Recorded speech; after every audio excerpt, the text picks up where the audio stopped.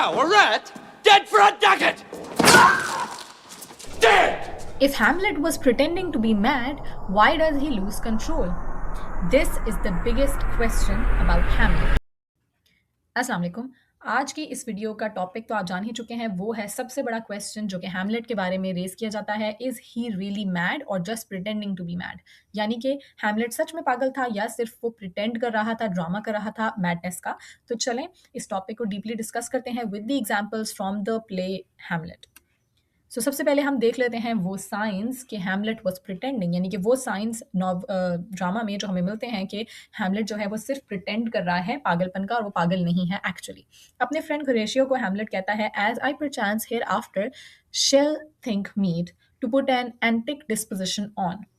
वो कह रहा है यहाँ पर जो उसने लाइन बोली, इसमें जो एंटिक डिस्पोजिशन की टर्मिनोलॉजी इस्तेमाल की गई है, ये कहा जाता है यानी कि पागलपन को ही, यानी कि आपकी असल जो सैनिटी का लेवल है उससे आप थोड़ा हिल जाएं। तो वो कह रहा है कि मैं सोच रहा हूँ कि मैं अपने ऊपर एक एंटिक डिस्पोजिशन तारी कर लूँ, यानी मैडनेस अपने ऊपर तारी कर लूँ। तो वो ये चीज़ सोच रहा है और ये अपने फ्रेंड के साथ डिस्कस कर रहा है। ऑब्वियसली अगर वो अपने फ्रेंड को ऐसी बात कह रहा है तो it means he was pretending, it means कि वो पागल नहीं था। ऑब्वियसली कौन अपनी पागलपन को प्लान करता है? इफ़ ही इज़ प्लानिंग तो इट मीन्स कि वो मैडनेस का ड्रामा करने वाला है।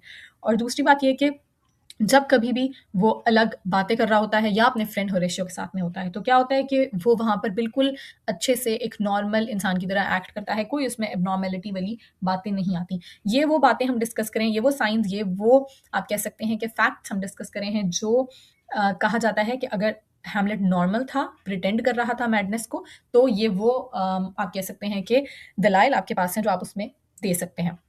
अगली चीज़ है कि पोलोनियस हैमलेट के बारे में कहता है, though this be madness yet there is method in it. यानी कि पोलोनियस जो कि एक बहुत सीरियस किस्म का कैरेक्टर नहीं है नॉवल के अंदर, वो भी, और पोलोनियस था कौन, मैं थोड़ा रिव्यू देती चलूँ, वो ओफिलिया का फादर था, वो भी ये चीज़ जान रहा है कि हैमलेट जो है वो मैडनेस का ड्रामा कर रहा है। यानी कि वो कह रहा है कि ये मैडनेस है लेकिन इसके अंदर कोई और चीज़ है, मतलब कोई और गेम है, इसके अंदर कोई और गेम चल रही है, ये एक्चुअल बात नहीं है। हैमलेट जो है वो अपनी माँ को क्या कहता है, I I essentially am not in madness but mad in craft. तो मैड इन क्राफ्ट का क्या मतलब है कि मतलब मैं खुद से क्राफ्ट कर रहा हूँ अपनी मैडनेस, खुद से बना रहा हूँ, मैं असल में मैड नहीं हूँ। वो अपनी माँ को ये बताने की कोशिश कर रहा है। क्यों? क्योंकि ऑब्वियसली सब लोग उसको पागल समझने लग गए हैं, और पागल क्यों समझने लग गए हैं वो भी आगे में थॉरली हम लोग डिस्कस करते हैं। ये मैंने सोचा सबसे पहले हम वो साइंस डिस्कस करें कि हैमलेट पागल था या पागल नहीं था, उन चीज़ों के बेसिक साइंस। और अगर वो पागल नहीं था, अगर वो प्रिटेंड कर रहा था, तो उसको प्रिटेंड करने की ज़रूरत क्या थी? उसकी मेन चीज़ ये है कि वो मैडनेस के थ्रू लोगों को कन्फ्यूज़ करना चाहता था। ऑब्वियसली एक थ्रोन है जिधर मतलब उसका जो क्या कहते हैं कोर्ट है, वहाँ पर उसका अंकल जो कि अब किंग बन के बैठ चुका है, वो उसको ही रिवेंज लेना चाहता है, उससे ही अपने फादर का। अब वो जानता भी नहीं है क्योंकि उसको तो घोस्ट ने बताया है कि ये मर्डरर है। अब वो तो नहीं जानता, उस चीज़ को अपने लिए प्रूव करना है पहले उसको, और अगर अपने लिए उसको प्रूव करना है तो ऑब्वियसली उसको वहाँ से कोई लूज़ पॉइंट चाहिए उसके अंकल की तरफ से ताकि वो प्रूव कर सके। तो उस चीज़ के लिए वो क्या कर रहा है, अपने आप को पागल साबित कर रहा है। अब आप ऑब्वियसली आप देखें आपके सामने कोई पागल फिर है तो उसके लिए आप इतने मुहतात नहीं होंगे, आपको पता ही तो वैसे ही पागल है। तो इसीलिए वो अपने आप को पागल साबित कर रहा है ताकि मेरे सामने कोई ऐसी बातें आएँ जिससे कि मुझे यकीन हो जाए कि यही मेरा अंकल जो है, इसी से मैंने रिवेंज लेना है क्योंकि यही मेरे फादर का किलर है। नेक्स्ट हम वो साइंस डिस्कस करेंगे कि जिससे हमें पता चलेगा कि हैमलेट असल में पागल था। मतलब अगर वो मैडनेस को प्रिटेंड नहीं कर रहा था तो वो पागल था। तो उसके क्या दलाइल हमारे पास हो सकते हैं, वो ये हैं कि वो ओफिलिया जो कि उसकी लवर है, जिससे कि वो बहुत ज़्यादा मोहब्बत करता है, उससे वो ट्रीटमेंट उसका अच्छा नहीं है, हार्श है। ऑब्वियसली अगर वो बिल्कुल ठीक है तो वो अपनी लवर को क्यों, उसके साथ क्यों बुरा रवैया रखेगा? तो एक ये हमारे पास पॉइंट है। दूसरा पॉइंट है मर्डर ऑफ पोलोनियस। पोलोनियस वही ओफिलिया का फादर। अगर आप किसी से मोहब्बत करते हैं उसके फादर को आप जाके मर्डर तो नहीं करेंगे, लेकिन ऑब्वियसली हैमलेट ने जानते बूझते हुए मर्डर नहीं किया, वो उसने किया है गुस्से में। अब गुस्से में भी एक इंसान दूसरे का मर्डर अगर करता है तो ऑब्वियसली वो इंसान जो है, आपको इतना शदीद गुस्सा आएगा तो ही आप किसी का मर्डर करेंगे। थोड़े बहुत गुस्से पे आप मर्डर नहीं करेंगे। तो इट मीन्स हैमलेट का मेंटल जो स्टेट था वो इतना स्टेबल नहीं था, इसीलिए उसने गुस्से में आके अपनी ही लवर के फादर का मर्डर कर दिया। दूसरा पॉइंट हमारे पास है कि हैमलेट जो है सिर्फ उसी को ही गोस्ट नज़र आ रहा है। ठीक है, पहले सीन में गोस्ट नज़र आया, वहाँ सबको लगा कि वहाँ पे कुछ है, मतलब उसके जो फ्रेंड्स थे उनको भी लगा कि उधर कुछ है, और हैमलेट ने जाके उससे बात की, उसको वो दिखा। लेकिन फिर क्लॉज़ेट वाला जो एक सीन है, उसकी माँ की जो क्लॉज़ेट है, एक्ट 3 सीन 4 में उसको अपनी माँ के रूम की क्लॉज़ेट में भी गोस्ट दिखता है। जब उसकी माँ देखती है वहाँ कुछ भी नहीं होता, तो यहाँ पर लगता है कि भई हैमलेट का जो है वो दिमागी तवाज़ुन ठीक नहीं है और उसको अपने गोस्ट बार-बार दिख रहा है। फिर उसके बाद उसकी माँ, हैमलेट की माँ गर्ट्रूड, उसको कहती है this is the very coinage of your brain. और ये क्यों कहती है? उसी टाइम पे जब उसको वो गोस्ट नज़र आता है हैमलेट को और उसकी माँ को नज़र नहीं आता हैमलेट की, तो वो यही कहती है कि ये तुम्हारे ब्रेन में कुछ मसला है। फिर हैमलेट जो है वो लियार्टिस यानी कि ओफिलिया के भाई को कहता है wasn't Hamlet wrong Laertes? Never Hamlet. If Hamlet from himself be taken away, who does it then? His madness. यानी कि प्ले के एंड में जब वो लियार्टिस से माफ़ी मांगता है कि मुझे तुम्हारे बाप को नहीं मारना चाहिए था और मुझे ये सब कुछ नहीं करना चाहिए था, मेरी वजह से सब कुछ हुआ है। क्यों वो अपने सर पे ले रहा है? क्योंकि उसकी डिले की वजह से, कि वो जो है अपने रिवेंज लेने में उसने इतना डिले किया, उसकी वजह से उसकी लवर यानी ओफिलिया की जान गई, उसके फादर पोलोनियस, ओफिलिया के जो फादर है पोलोनियस, उसकी जान गई, इतने लोगों की जान गई हैमलेट की सिर्फ इनडिसाइसिवनेस की वजह से। तो वो अब लियार्टिस से माफ़ी भी मांग रहा है उसके फादर के मर्डर की वजह से भी, और सारा मलबा वो अपने ऊपर गिरा रहा है, सारा जो है वो कह रहा है कि सारा कसूर मेरा है। और वो किसको कसूर दे रहा है? अपने आप को भी नहीं दे रहा, अपनी मैडनेस को दे रहा है। वो कह रहा है कि क्या हैमलेट गलत था लियार्टिस? फिर वो कह रहा है नहीं, हैमलेट नहीं था। हैमलेट गलत नहीं था, वो अपने ही आप से दूर ले जाया गया था, वो उसकी मैडनेस की वजह से हुआ था, यानी कि वो पागल हो गया था। मतलब यहाँ अब जो लोग ये कहते हैं कि हैमलेट रियल में मैड था, वो प्रिटेंड नहीं कर रहा था, तो यही सबसे मेन हम कह सकते हैं कि उनके पास एक पॉइंट है कि हैमलेट खुद ही कन्फेस कर रहा है कि मैं मैड था। फिर हम ये भी कह सकते हैं कि हैमलेट जो है वो मैडनेस की तरफ इसलिए जा रहा था क्योंकि ये सिम्पटम्स ऑफ डिप्रेशन थे। अब ये जो प्ले है ये बहुत अर्ली एलिज़ाबेथन एज का है, और उस दौर में इतनी क्लिनिकल साइकोलॉजी ने तरक्की नहीं की थी कि हमें डिप्रेशन और मेंटल इलनेसेस का पता हो। लेकिन उस दौर में इस चीज़ को मैडनेस ही कहा जाता था। अगर आप थोड़े डिप्रेस हैं, स्ट्रेस्ड हैं और फ्रस्ट्रेटेड हैं शदीद किस्म के, तो उसको फिर मैडनेस ही कहा जाएगा। डिप्रेशन का इतना तब पता नहीं था, तो हम कह सकते हैं कि ये kind of symptoms of depression थे, कि वो मैड था, कि उसको हेलुसिनेशंस हो रहे थे, उसको गोस्ट दिख रहा था। यहाँ पे एक फिर से कोट है हैमलेट की तरफ से, O God God how very stale flat and unprofitable seem to me all the users of this world. यानी कि वो इस दुनिया से उकता चुका था, वो चाहता था, वो इस टाइम पे सुसाइड की तरफ भी सोच रहा था। और सुसाइड की तरफ कौन सोचता है? जो मेंटली बहुत ज़्यादा थक चुका हो, इस दुनिया से बिल्कुल तंग आ चुका हो, तो वो फिर सुसाइड की तरफ सोचता है। तो ये वो कुछ पॉइंट्स है जिसमें हम कह सकते हैं कि हैमलेट जो है वो शायद मैडनेस की तरफ ही ज़्यादा था और वो प्रिटेंड नहीं कर रहा था। तो अब इस सारी चीज़ की क्या वजह है? क्यों वो मैडनेस की तरफ इवन प्रिटेंड भी करने के लिए गया, या वो रियल में मैड हो रहा था? क्यों?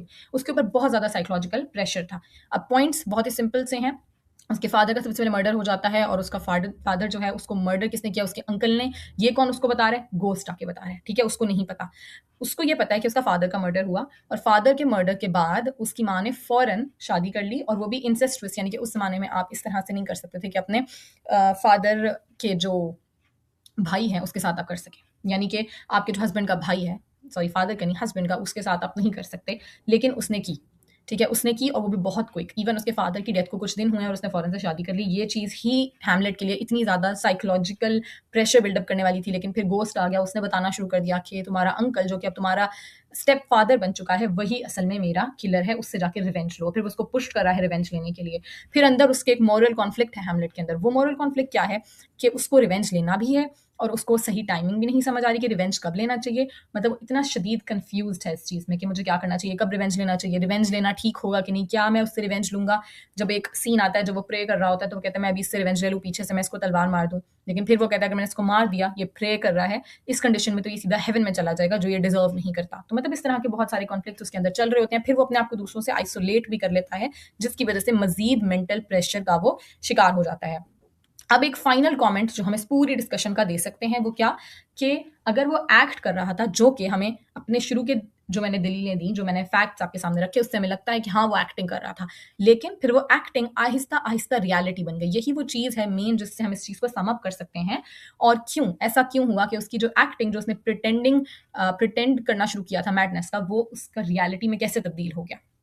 वो इसलिए हो गया क्योंकि वो एक्टिंग कर करके, जैसे होता है आप किसी चीज़ की बहुत देर एक्टिंग करें, बहुत देर एक्टिंग करें। अगर आप कहें कि मैंने किसी के साथ बहुत बुरा रवैया रखना है सिर्फ एक्टिंग में, तो एक ना एक दिन आप सच्ची में वैसे बुरे रवैये के आदी हो जाएंगे।